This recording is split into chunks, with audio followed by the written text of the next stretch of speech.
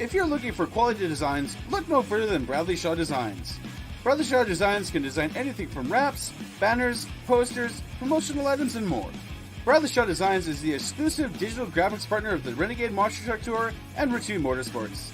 If you're looking for more information, please check out www.bradleyshawdesigns.com.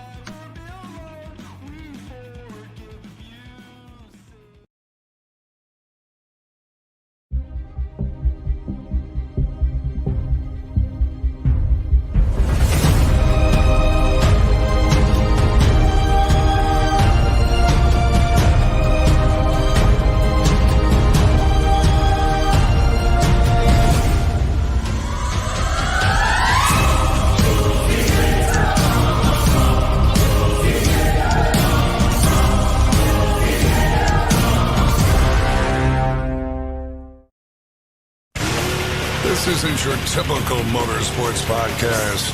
You're listening to Crush This, a monster truck podcast presented by High Octane Coffee and J Concepts. A show where we take you inside the minds of your favorite drivers, past and present, of the monster truck industry. And now, your hosts, Brad Shaw and Dan Chichagash. Buckle in. The show starts now. Hey, folks, welcome to Crush This Monster Truck Podcast. I'm Dan Chichagash. With me would be Brad Shaw. Actually, he's under the weather right now. He'll get better when time goes on, but he'll be back next week. I want to thank all the fans out there, and also Joey Sylvester and High Octane Coffee. Jason and Fred and J Concepts, Nick Davis and Back Channel Productions. Go check out his new Renegade show, I believe at I just saw it on my history. Let's see here at Saskatchewan, Pennsylvania. That was week 3. So go ahead and take a look at that. So he's doing pretty well. Marty Garza's Monster Truck Technology book. That's a good thing going on for Christmas and whatnot. 6B Apparel, do some awesome crew shirts. So for example, I don't have a coat hanger, but these are $100 a pop. This one is the New Wave. So come and check that out, the New Wave. And then we have the OG. So message me or Brad for a crew shirt. Go above the, and also under the collar t-shirt company. I'll put that on the Facebook page. That's $20 a t-shirt. If we reach $25, 25 sales, we be able to get ourselves a new design. So once again, that's $20 a pop for those t-shirts. $100 a pop for those crew shirts. So, and also thanks to 6B. Also, JB Scale Graphics. Big things are on the works in the future. Can't let you get out of the back with that. Bigfoot, Against the Grain, Obsessed, Bad Habit, and more. Official decals for your favorite. If you want to build your favorite RC monster trucks, go ahead, take a look at them. If you make your truck look fly. He just last week just came out with the Wildfoot scheme. And Bradley Shaw Designs. He made some awesome designs. Just came back from doing the wrap for Zanery 2. Also, he will be at, let's see here, right here. I'm gonna not show my face, but here we go. Here, October 24th, 2020, Lincoln Speedway, Albertstown, Pennsylvania. He's going to be there, going down there, do his work, do what he needs to do. So go there, say hi. Hello, everyone. We have it on the screen there. So that's the news and information. Also, I will be talking about next week's guest. I do have next Thursday's guest. I'll tell you at the end of the program. But this show is, like I said on the post, I'm going to introduce him and we're going to get started right here. A second generation driver. Basically accelerated from the time he started behind the wheel of the truck, and have been going 100 miles an hour ever since. He's a Traxxas Monster Truck champion. Right now, kicking butt with the Hot Wheels Monster Truck Live. He has his own name and different names in general, but I know him more for the Son of Beast. But he's right now rocking it with that flying skull truck. So none other than Cody Holman. How you doing What's today? going on, buddy? Doing good. So normally we do is like a little bit of a timeline type deal, and with the history that your dad had behind the wheel of his monster truck, the Holman's Beast, what got you intrigued? Have you always wanted to, be behind the wheel of a monster truck, or did you wanted to go do something else?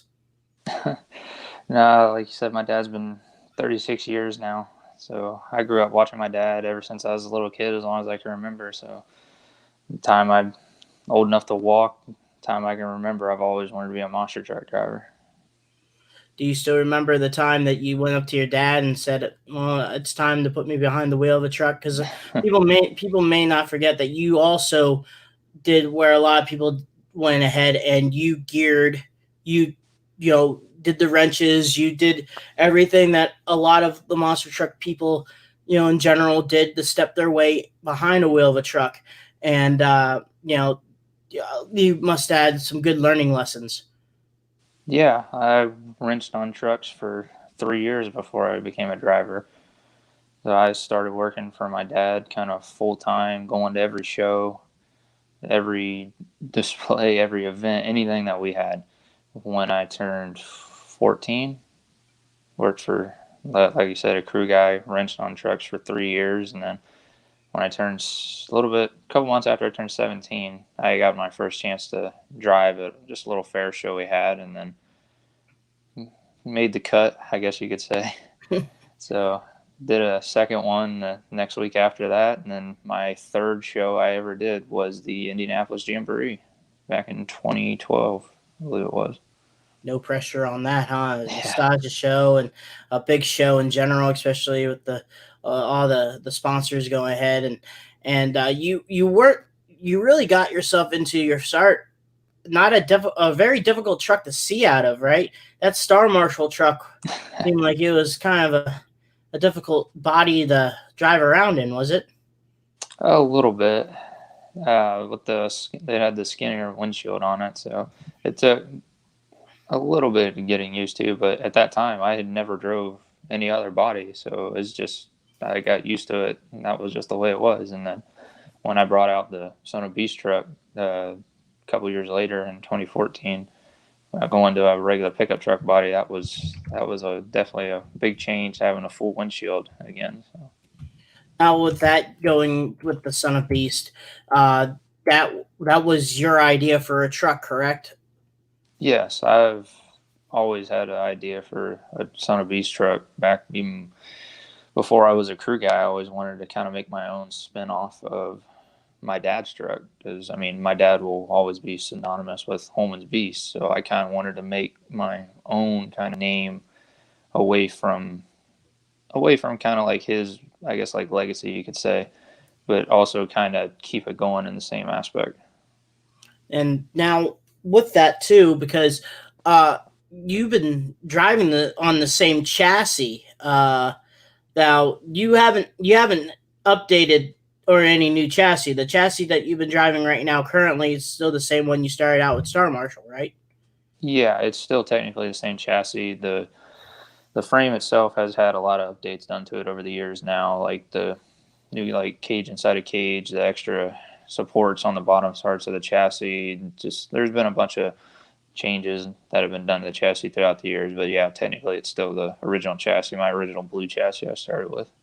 Nice. And then you ran that for a few years, and then you and your dad got yourself the deal through Torgerson and the Traxxas Monster Truck Tour. You rocking the X Max truck, and how did that come in fruition? And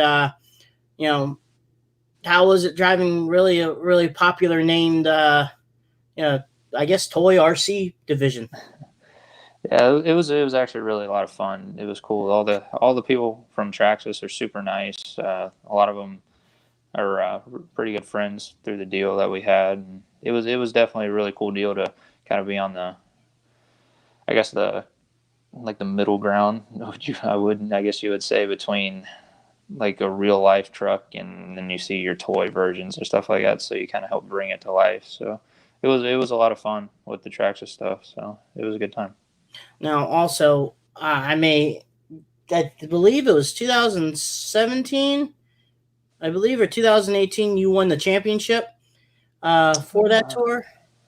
Yes, I believe it was 2017. It was the very first year, if I'm remembering right. That it was the very first year that we did the tour.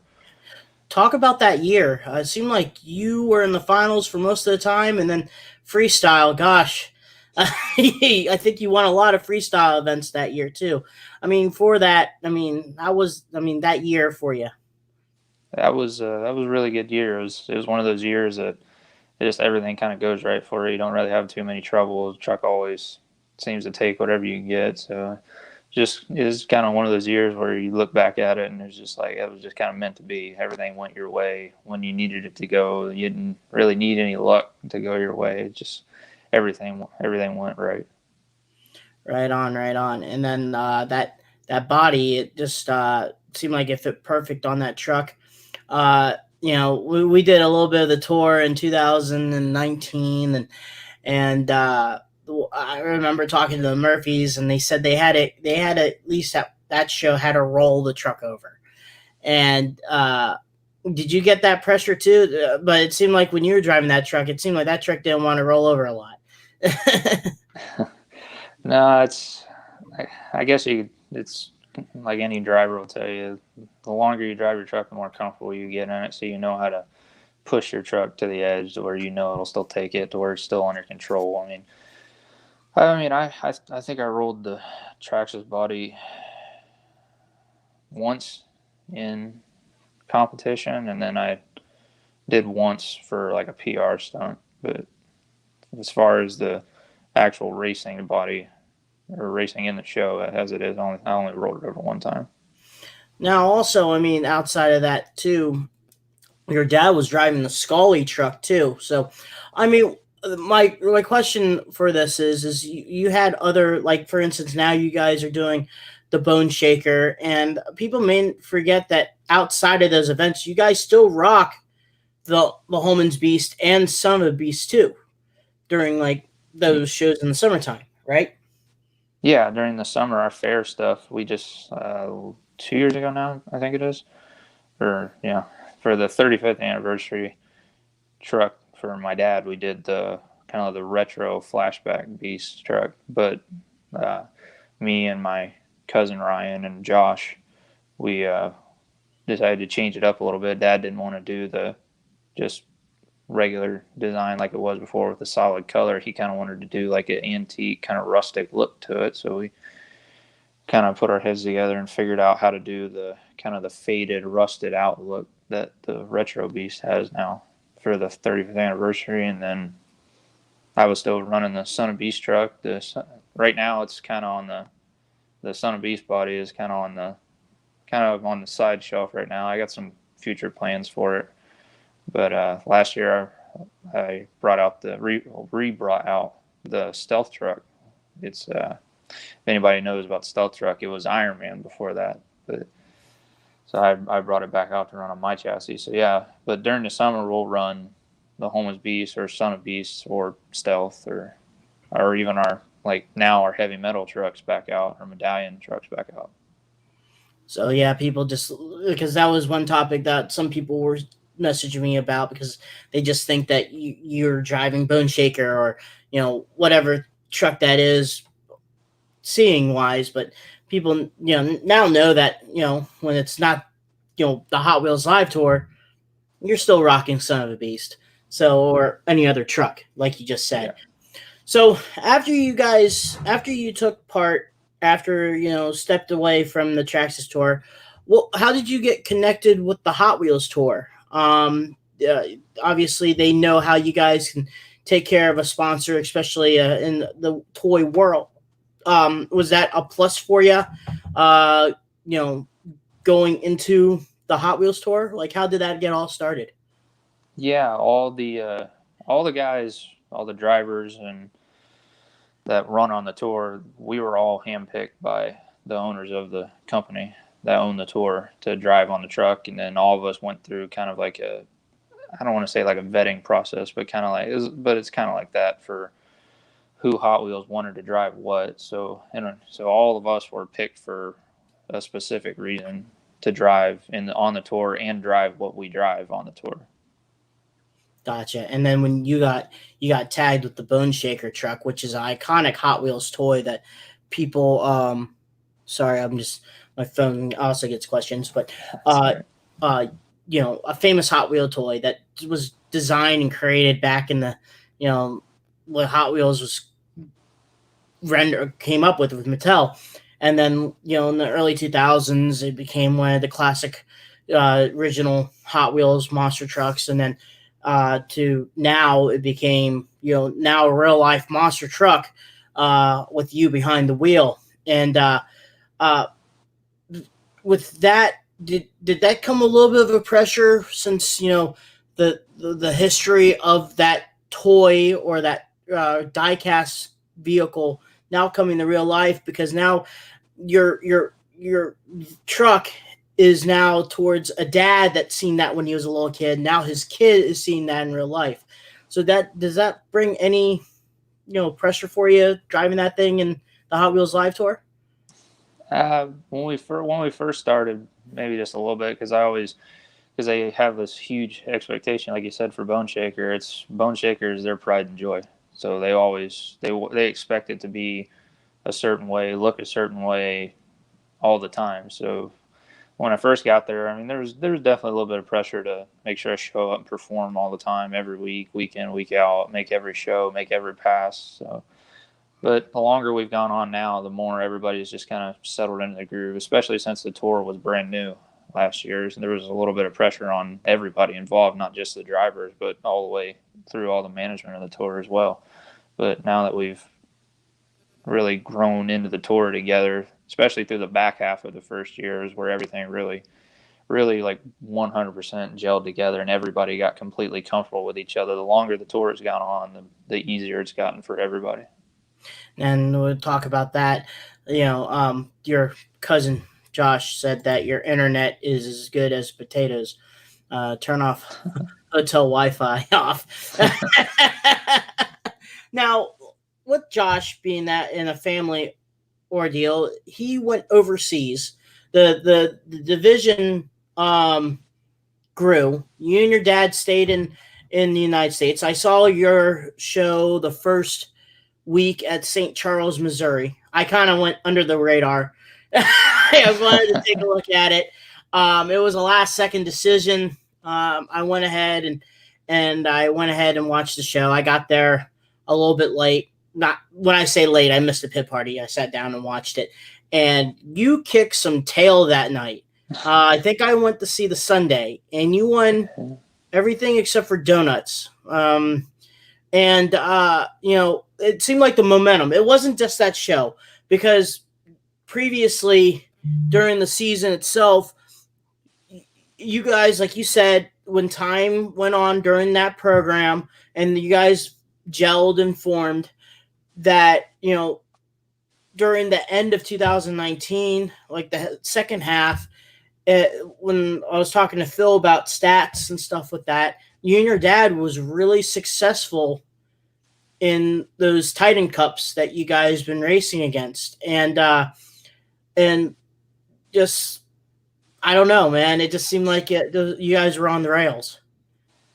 Yeah, we had a really strong end to 2019, and 2020 started off just the same way. We really rolled the momentum over, like you were saying, into 2020 before obviously everything that's gone on happened to the industry. But yeah, like you said, I guess you could say that, yeah, like the momentum really carried over, and the longer the tour went on, the more comfortable we've gotten, like coming back to concrete, because I hadn't been on concrete since the very first year I started coming back to Hot Wheels to be on all concrete like that. So there was a little bit of a learning curve, a relearning curve, I guess, for me. But yeah, like you said, we really kind of steamrolled the last part of the year and started off the season real strong. So one guy questioned how can you top V8 Bomber in these donuts? It seems like it just seems like as soon as that happens,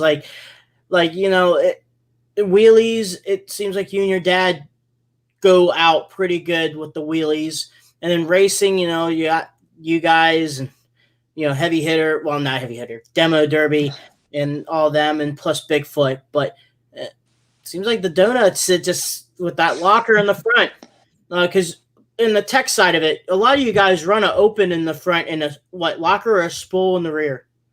Yeah, we use a locker in the rear, open in front. Okay. So maybe explain to the fans what is the advantages of having a locker in the front, then also the disadvantages and advantages of having an open in the front. Yeah, like donuts, for instance. That's why V8 Bomber and Stevie's so hard to beat with donuts. Because once them front tires grab, it keeps pulling. It never, both wheels will keep going. With the open, the outside tire, you'll see it turns slower than the inside tire. So that's one reason why Stevie's truck is such a good donut truck. So that's Stevie's niche. So he's found it. So he's even if we all had lockers in the front end, he'd still be hard to beat. But I guess the other disadvantage, I guess you could say, for Stevie, and it's really, I mean, it's not really much of a disadvantage because Stevie's used to it, would be it's harder to move around with a locker than it is with an open because you can't sit still and turn the wheels. So Stevie has to carry a lot of momentum to get the truck to turn.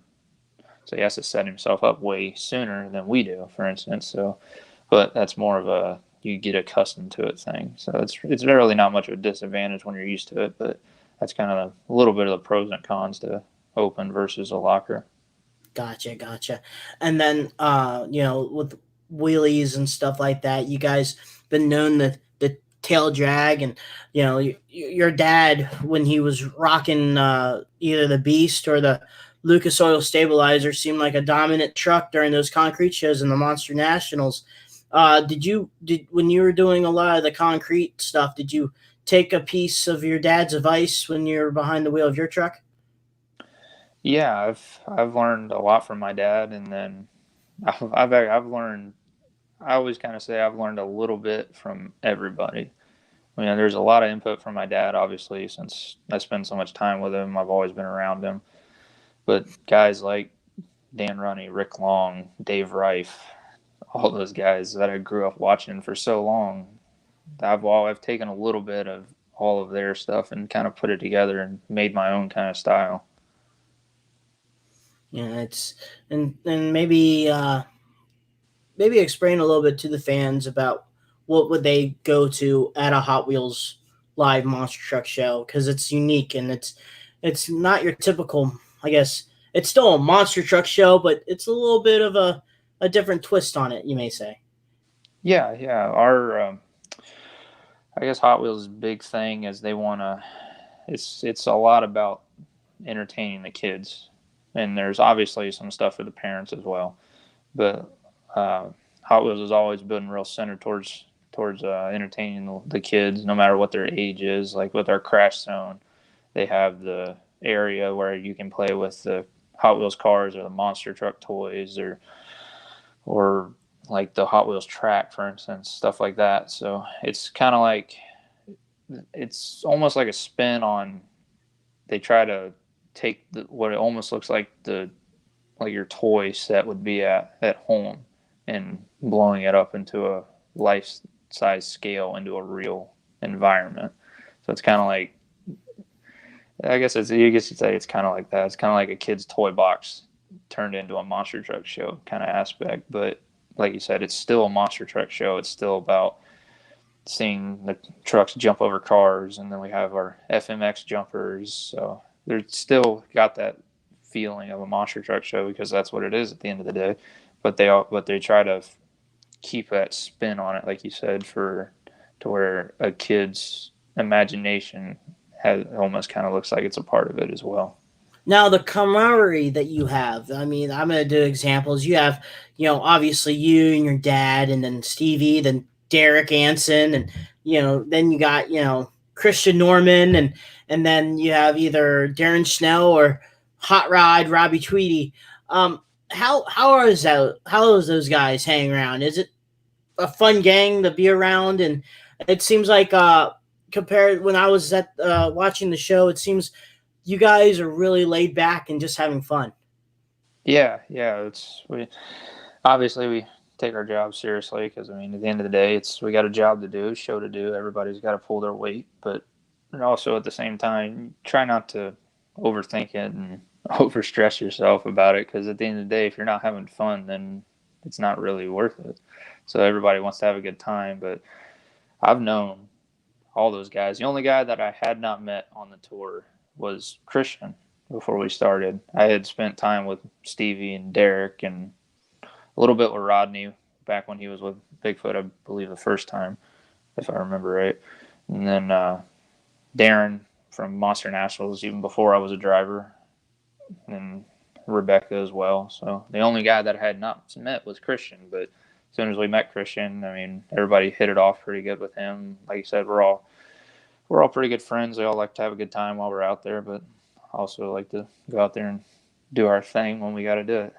What's your favorite event? Probably between, I don't know, actually. I was going to say between wheelies and freestyle, but over the years I've gotten like more accustomed to racing as well. But I guess probably at the end of the day, probably wheelies or freestyle, just because there's just you out there, you can do whatever you want. So It's I think me as a fan, I get excited with racing also, but it's kind of unique too, because I mean, when you stage and you're ready to go, obviously after wheelies, do you have to think about how you approach the cars, or do you watch the drivers on how they launch over those cars? And then, if you don't like how it goes, do you think to yourself, okay, I won the race. Do I maybe go to the other lane, or do I go to the trusty old lane that I've been running at? Sometimes wheelies, like the way we have our shows set up, everybody is always usually on the same side unless something happens to one of the trucks, then you have to fill in the empty spot. But generally, like me and Stevie and I think it's Bigfoot are generally on the right hand stack for wheelies, and everybody else is on the other stack. So you kind of have an idea of how everybody's going to hit the stack. Like for me, all I have to worry about is as long as Stevie hits cars straight for wheelies. But and that's basically the plan. Yeah, as long as Stevie hits it straight, we're in business for wheelies. And then racing, before we actually do racing, we do wheelies and then long jump. So with long jump, it kind of gives us an idea to see how the stacks are going to lay out for racing right before that happens. So we kind of get an idea of what to expect, how you need to line up to them. So that's still pretty cool. And then we'll go a little bit on this and say to the fans that Hot Wheels posted on their Facebook soon in the next couple weeks. Hopefully you and the crew will be at Fort Worth, Texas, I do believe. Here in a couple weeks, you guys are going to be there for the Hot Wheels Live. So fans in the Texas area, go ahead and buy your tickets and show some love. It's it gotta be pretty cool though to go to the pit party and seeing all those fans, especially. I mean, are you starting to get diehard Bone Shaker fans now that come to you with gear and maybe toys? What cool Bone Shaker thing, memorabilia or merchandise have you signed? Yeah, like you said, we're especially down here in the South. It seems like the southern part of the country and out west, they just love Bone Shaker. It's that rat rod aspect to that a lot of people like. Like I said, especially down here in the southern part of the country, they love Bone Shaker down here. But probably the coolest thing I've signed is a guy brought a hand-painted sign of my truck it might even have been Fort Worth if I remember right. But that was actually really cool. He brought one of every truck, but it was really cool because you could see how much detail he put into my truck and Tiger Shark and all the other trucks as well. So that was one of the cooler things I've signed. There's been a lot of like kids drawings, and a lot of kids will bring their trucks from home for me to sign and stuff like that. So yeah, probably the coolest one would be that kind of that little portrait, I guess you could say that guy hand drew. Now, this question I wanted to talk about was family, because it's now I believe your cousins, Josh and Ryan, now have their trucks running around during the time period. Plus, you and your dad, and then I think your uncle has maximum override. Yeah. So, how cool is it having now the family all together, now becoming basically a 5-truck team? And people may not know that you have other trucks in the stable outside of you and your dad. Yeah. Josh took our 3rd truck over to Europe and ran the Bone Shaker body in Europe over the winter. And so that was a cool deal to see him go from being a crew guy like I was through points in his life to being a monster truck driver now. And then he's running heavy metal or medallion heavy metal body now during the summer. And then Ryan, he actually has the sister truck to mine, the sister frame that was built all those years ago. He tracked it back down and bought it because that was what he was driving years ago when I first started, when he first got in. So he's finished that one now. It's called Amped Up. So it's a pretty cool deal to see them getting a truck. And then, like you said, my uncle bought back his original ride truck, Maximum Override, and repainted it like the original design that was on it, and kept a lot of it originally like it was when they redid it. So it's a cool deal to see all the stuff that we, like the ride truck, for instance, that we had back in the day, come back to having it now. And then, like you said, having my cousins and my family driving with me too. Now, people may, just to let you guys know that we talked about Ryan's chassis. That was Chalkboard Chuck back in the 4-wheel drive a couple years back. See, that chassis, like you said, Cody, that is the sister truck of what you had, because both at the time was Star Marshal and Chalkboard Chuck. So, and he drove that was the heavy metal, the purple body heavy metal one. And, it was the blue body one. Yeah. Okay. I get colorblind, but anyway, we're gonna take a little twist off of here, and we'll answer some of the fan questions here in a couple minutes, but we may go off a little bit of scale of monster trucks. And one topic that me and you talk about a lot when I stop by the shop is soccer, or over there in Europe, football. You're a very diehard fan of the Premier League, and also a lot of the. I'm guessing you're a fan of MLS. But what attracted you? Did you play soccer when you were younger, all the way to high school, and also what attracted you to the Premier League over there, and watching that now? Yeah, I grew up playing soccer when I was a little kid. I was a goalie for a long time, and then I played striker for the last, I think, like 3 or 4 years that I was playing soccer. And then I kind of didn't really have a lot to like watch it or play it or anything for a while, because I got into monster trucks. And then here, I don't know, it's probably been 4 or 5 years ago now, I kind of got back into it a little bit. Like I said, I was watching a little bit of MLS for fun or whatever, and then kind of started watching stuff from Europe and everything. And I've always kind of like known about it, like guys like Clint Dempsey and them guys that played over for Tottenham, and them guys, I'd always known about them when I was a little kid, but I never really sat down and watched it, because I mean, it was always on super early in the morning when I was a little kid. But yeah, here in the past few years, like when I first started watching it, like the Premier League, it's just, I mean, obviously it's the English league, it's the easiest to watch, but I honestly, in my opinion, I think it's the best to watch just because every team can beat anyone at any given day, unlike some of the other leagues out there. But when I first started watching them, I really didn't have a team that I like supported. Like you do, like you're probably a Manchester United fan or blah blah blah or whatever like that. But I mean, it's just as bad because I mean I'm a Chelsea fan, so I'm a little biased since Christian Pulisic is there now. But and I was kind of always like, man, that'd be really cool if he ended up playing for the team that I like and come over from Dortmund, and they signed him last year. So that was kind of a cool deal, just like a little personal, like, oh, that's cool. So at least I don't have to watch a Dortmund game to try to watch him. Yeah, But people may not know that Manchester United and Chelsea is like the Yankees and Red Sox. Yeah, they don't like each other. Ohio State, Michigan. It's you can't be like, oh, I'm a Manchester United fan and I like Chelsea. It can't help it like that. It doesn't work like that. No. And then you have those two teams behind them too, like Man U and then Liverpool, where they'll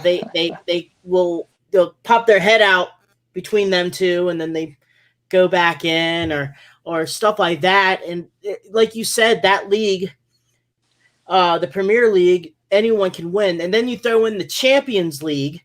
So then you throw in Barcelona or other teams like that into the mix, and then becomes basically a giant free-for-all, and you don't know who's going to win. Yeah, that's definitely super entertaining. But it's been a little rough to be a Chelsea fan the past couple of years, but this year's been pretty good. So then, like you're saying, the Champions League, they went out early this past one, but probably out of all the teams that win it, I'm probably the happiest that Bayern Munich won this past year. And then you brought up Liverpool. I don't know what it is. I don't like Liverpool. I just never have. Right. I like some of their players. I mean, I like their manager, Klopp. He's a really good manager. It's just something about Liverpool as a whole I don't like. Gotcha. You're not the only one that's like that. It's you either love Liverpool or you hate them. There's not really a middle ground with that team. It's love and hate. And there could be someone that say, okay, I'm a Man U fan, but I can dig a little bit of Chelsea. But Man U's the same way. You can't like Manchester United and then Man City. I'm sorry, I'm screwing that up. It's Man City, not Man U. People, Manchester United and Manchester City, that's going on, and then like for me, I dig, Chelsea also, but in Champions League, I'm a Barcelona fan. I did when I was working for Monster Jam. I went there for a monster truck show, and I fell in love just because of how awesome that is. And it was one of the only shows I ever known that people scream "Ole, ole, ole" in a monster truck show. Like, what can you do about that? I mean, it's pretty interesting. So that's the reason I kind of like Barcelona for myself, is just the experience I ever got there.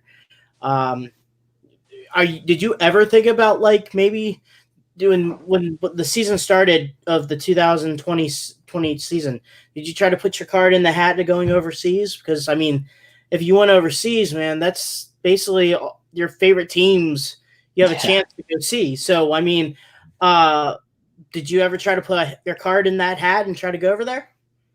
Yeah, when we originally were talking about it, we were kicking around the idea of maybe me going over with one of the other guys, and then when we finished that third truck, Josh was like, I'll go over. I can go. And then we decided that it'd be good for Josh to go over and get some more seat time. And it was a really good deal. He sent him over. He had a really good time. He did a really good job. So maybe next time I'll go over and get that chance. But no, I'm more than happy with how Josh did over there. We all are. So it was a good deal to send him over. Right on. Yeah, I thought maybe you'd be able to go, especially the first show of the year.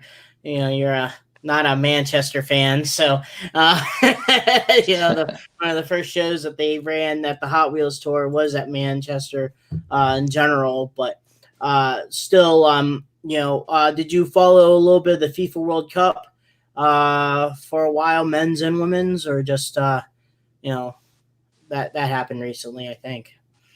Yeah, I watched. I kept up with the World Cup. I mean, obviously, if you're since since we like soccer, we're obviously going to be national team fans. That was a little bit of a hard pill to swallow for the U.S. for all of us not being there. But no, that was actually the first World Cup that I actually sat down and tried to watch as much of it as I can just to kind of see how it was. I mean, I'd always watched it kind of on and off and throughout when it was always on, but I really kind of sat down and paid attention to it this time, and it was a really cool to kind of see all that stuff come together like that. So it'll be really cool when it does come over here. I think it's the not this next one, but the one after. I think it's supposed to be here in the U.S. and some other places. I think they announced that last time. And then the Women's World Cup, I watched a little bit of on and off, and then like when it got closer to the finals, I paid a little bit more attention to it because, I mean, it sounds bad, but you just expect our women's team to make it there to the final, so you don't really pay attention to the whole thing. Mm-hmm. Yeah, it's like one hand we're spoiled, the other hand it's like It's like sooner or later. Yeah. But it's also cool to talk about. Brad's one of those guys that loves to open up and talk about his beliefs. I am too, and it's awesome to sometimes see that on the decal of your truck with the arrow pointing up, and especially with the trying times of today and stuff like that, and very few people in the monster truck world, have open up to their beliefs. I'm just saying, like a lot of people do, but they kind of not express it. But you're very open about it, and if you want to talk about it, you're more welcome to. It's obviously it's like our beliefs to go out and talk about it to people that want to hear it, and you don't go out there and force it on people because that's not what it's about. It's you go out and you show it to them, and if they want to pursue it, it's their personal decision. That's the way that it's supposed to be done. And then, but like you said, it never hurts to always go out and, especially nowadays, go out and spread a little bit of hope around for some people, because there's a lot of people out there that need it. So it's never a bad thing to go out and show some hope and some love to some people. So right on. Yeah, like Brad, he has Against the Grain, and he has scripture verses along his truck, and and I am strongly in my faith, and it just like you said, this year has been very let's say trying, not fun. I guess you could say. Trying, Yeah, very trying. And it's great to hear, and see also, that you're very, very open to it, and not afraid to talk about it. And like you said, in scenario, we are born between the relationship that we have with the man upstairs, and not force that on someone that doesn't want to hear it. Let them be them, you know what I mean? But worry about us and him, you know what I mean? And I'm the kind of the same way, and read it regularly before I go to bed, and just go from there, and but yeah, I mean, it's awesome to learn about that stuff, Yeah. We got a few questions and whatnot if you're willing to answer those. Yeah. Okay, so let's see here. Scott Bryant said, this is a statement, not a question. He says, extremely happy to see what Cody was able to do. He is part of our sports future. Scott Bryant. Pretty cool to hear him say. Yeah. It's been just seen Scott a few weeks ago now, but before that I hadn't seen him in a while. So it's good to see him again. Good to hear from him. He's a good friend. So we always had a good time when him and Roger when they brought back the USA 1 truck. That was a lot of fun for the few weeks we were running with them. So appreciate it, Scott. We have one that says from Wayne. He says, I haven't had a chance to attend a Hot Wheels Monster Truck Live event. but I've seen tons of videos on YouTube. How are their shows compared to other promoters? Reminds me of the Thunder Nationals. Yeah, I could see that. It's kind of like that old school concrete feel, which I guess a way to explain it would be it's kind of like a new twist on, like you said, kind of like that old Thunder Nationals kind of feel, but it's brought into like the modern time. It's not the kind of get stale after 15 minutes, everybody doing the same thing over and over again. They always try to keep things fresh and keep it changed up, not do the same repetitive thing run after run after run, whether it be like doing wheelies and then say donuts, and then like we have long jump and then racing and freestyle stuff like that. But there's also the Hot Wheels jumpers, the FX jumpers, and then Megasaurus. So they always try to change it up, keep things fresh. To where that was kind of the problem, in my opinion, that like the older concrete shows kind of had. They kind of got stale after a while. It was kind of like you were watching the same thing over and over again. So Hot Wheels and Mattel and all them guys, they've really tried their hardest, and they've done a pretty good job of keeping it fresh and keep giving it a brand new look on kind of like an old school twist. Now we have another one. Remember a guy named James McLean? Yeah. Well, he has a question for you, and it seems pretty interesting, I guess. But he said it. What did you feel? What's your feelings with the Son of the Beast and the? I guess he was talking. Let me rephrase this. What was Cody's? Not Corey.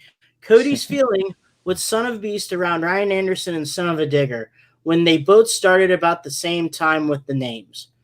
I had to ask that a little bit just because I may get a message. Sorry, James. No, that's all right. No. When I brought mine out and Ryan brought his out, it's really, I don't really have nothing against his. They're both about kind of paying homage to our dad's legacy and continuing it on. And when I had mine down at Patrick's open house the first year I had it, Ryan was there. And he walked up and I said, "What do you think, man?" He goes, "That was really cool, man. I like it." So it's like, he goes, "You guys do a good job on it. It looks good."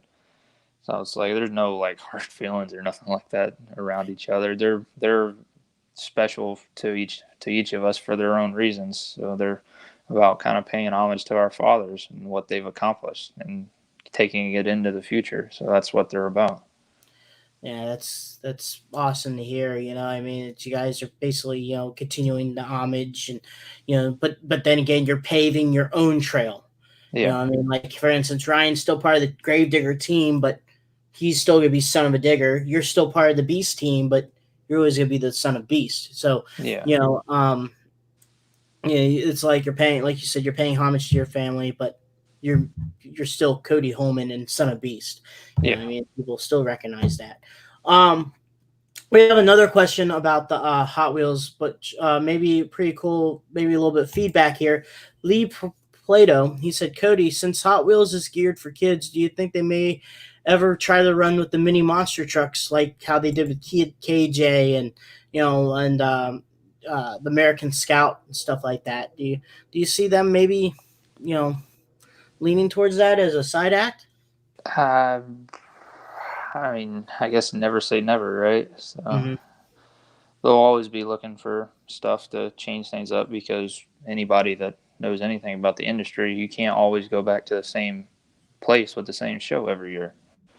So you have to change it up a little bit. So I guess never say never, right? Right on. And then I know I have to ask this question, and a lot of people are asking me, but how crazy was it being in that live show, knowing that Megasaurus broke its neck? Obviously that was in public domain, but you were in your truck, and what were you thinking? Do you remember that show? And what were you thinking? Like, holy cow, this just happened? Yeah, that was definitely one of the stranger moments I think I've ever seen, like through my entire like monster truck, I guess, life. Even when I was a little kid, I'd never seen anything like that. So I mean, it was kind of one of those like moments like, what just happened? Like that's not supposed to be like that. But I guess, I mean, moments like that are bound to happen. It's like anything, it's a piece of equipment. Eventually it's going to have problems. So it was definitely kind of a weird moment, but but later on after it happened, like the next week, I mean, everybody had a good laugh about it in the end. So Gotcha. Now we got some questions that we normally do in the show itself. Brad calls it the hard hitting questions, but are you ready for some? all right. All right. So this question is from one of our longtime fellow people. Hello. You're Can you hear breaking me? up a little bit. All right. Okay. I think my internet's acting up a little bit here. It's always been like that for a while. Can you hear me Yeah, now? it sounds like you're back. Okay. So Brandon Culpepper has a question, and he always says, Sorry, phone call. "Oh, you there?" That's all right. Okay. His question is, "What's your favorite pie?"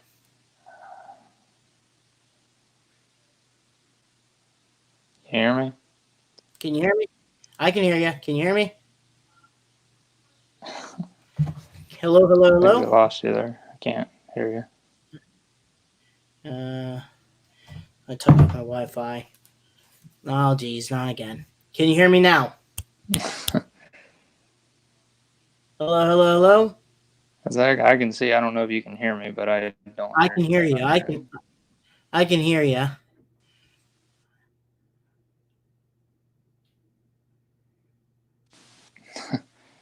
Okay. Hello. No, I still can't hear you. You can't hear me now. Hello. No, I still can't hear you, buddy. I can hear you on my wife's phone in the other room, but I Oh, can't hear if you you can, on my phone. well, you can hear me through your wife's phone, right? Tell her to bring the phone over.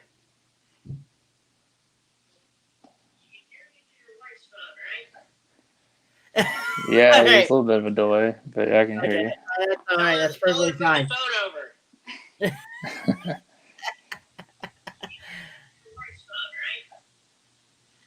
Yeah, there's a little bit of a delay, but I can hear you. That's all right. That's perfectly fine. All right. So, what's your favorite pie? Yeah, there's a little bit of a delay, but I can hear you. That's perfectly fine. Yeah. All right. So, what's your favorite pie? Let me see. So we got like a super hardcore delay going on here. Okay. Let me see. So we got like a super hardcore delay going on here. All right. Can you hear me now?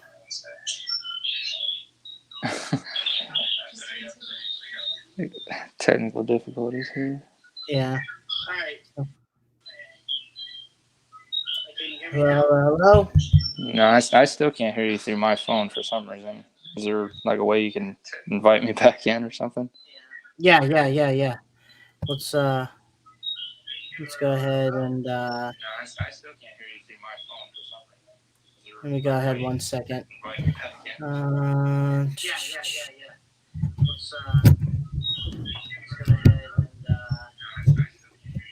Can you hear me now? Let me go ahead 1 second. Let me hook this. I'll hook that. Can you hear me now? Test 1, 2. She can hear me, right? No, I still can't hear you. Oh my.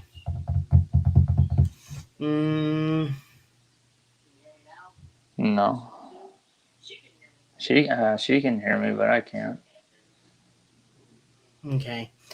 Well, with her phone, basically, The question was what's your favorite pie? Can you answer that?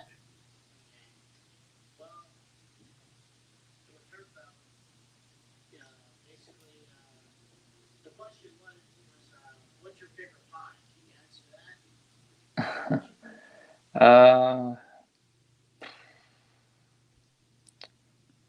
don't know. I guess I'm probably a little partial to like pumpkin or something like that. I don't really eat that much pie. All right.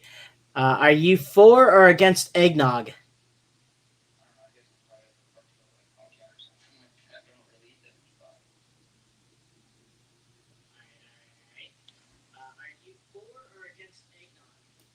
No, I don't drink it at all. So I guess against.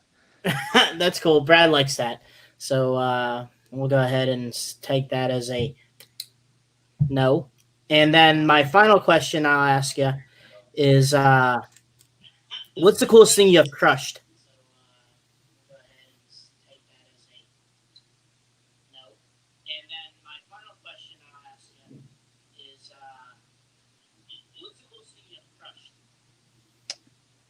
I mean, I've done motorhomes, buses. Probably the coolest thing is we did a boat once at a speedway. I ran a boat over once. So as far as the craziest thing or the coolest thing, I guess probably a boat. Or well, actually, we did a plane in Aruba. So that was cool. We jumped over a plane. That's awesome. Now, the last thing I'm going to go ahead and say before we end the show is anything you want to give the shout out to the fans? Anything you want to tell them?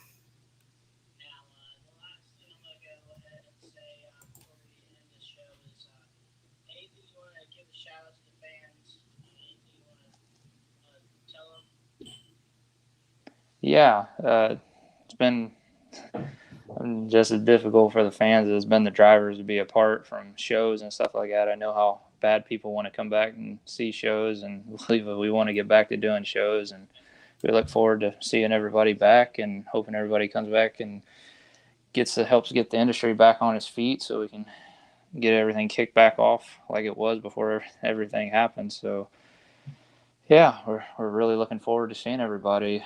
Like you said, we got that show for Hot Wheels in Fort Worth at Dickies Arena in the next few weeks in November, and yeah, we're really looking forward to seeing the fans and stuff again. So hopefully you guys come out and see us all, and we get a little bit of normal, I guess, life back together. Now, is there any social media that people can follow you at?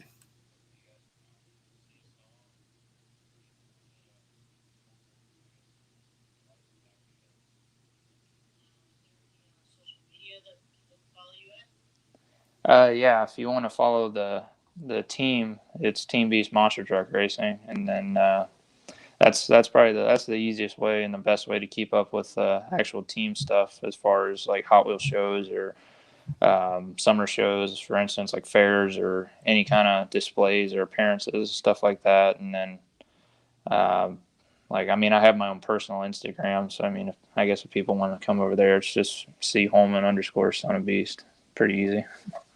Nice. Well, thank you, Cody, for being on. Maybe we can see if we can get your dad on and talk some old school to modern monster trucks. Nice. Well, thank you, Cody, for being on. Maybe we can see if we can get your dad on and talk some old school to modern monster trucks. Yeah, I'll definitely talk to him about it and see if he'd be interested in coming on. So yeah, thanks for having me. It's been fun. Thank you very much. Yeah. Have a good one. All right. So that was Cody Holman, driver of the Son of Beast and Hot Wheels Live Bone Shaker. Like I said, like I said before, $100 a pop for the crew shirts. Like I said, this is it for it. I crushed this one for the new wave. And that one. So you have your pick. 6B Apparel. Contact us. Thank you for High Octane Coffee. Joey Sylvester. Thank you so much. Right there. thank you. Also, J Concepts, right there. Thank you for helping us out throughout what we have done. Also, check out Bradshaw. He will be there October 24th, 2020 at Lincoln Speedway in Albertstown, Pennsylvania for the Renegade Monster Truck Tour. Also, try to get out of that. Mario Garza's Monster Truck Technology book. Go ahead and take a look at that. JB Scale Graphics, Bradley Shaw Designs, Nick Davis and Back Channel Productions. His video for the next Renegade Monster Truck Tour is on right now. Also, for me, we are going to do a show. I guess they produced it in the next couple weeks. Tri-City Speedway, October. That's in Granite City, Illinois. Go ahead and take a look at that. It'll be pretty cool in the near future. But also, Below the Collar, go ahead and take a look at them. And also, next Thursday's guest, Tuesday's will be another TBA, so be on the lookout, is Dawson Ray. Hopefully I didn't screw up his name, but he drives for Full Throttle Monster Trucks out of Utah. Go ahead and he's going to be on next week. I'll put that on the post, but it's going to be pretty cool to have him on. Tuesday, maybe a last-second deal. We'll figure that out for you guys. But thank you for being on. And once again, also how Brad said it, check up on your friends. Take a look, enjoy, check up on them. You don't know what they're battling. Say hi. It only takes a few seconds on this right here, a few seconds to go check up on someone saying, hey, man, how's it going? Missed you. And do what you need to. But I am Dan Cheech Agosh, and this is a Traxxas, a Monster Truck podcast. Keep your rubber side down and the shiny side up. Peace. If you're looking for quality designs, look no further than Bradley Shaw Designs. Bradley Shaw Designs can design anything from wraps, banners, posters, promotional items, and more. Bradley Shaw Designs is the exclusive digital graphics partner of the Renegade Monster Truck Tour and Route 2 Motorsports. If you're looking for more information, please check out www.bradleyshawdesigns.com.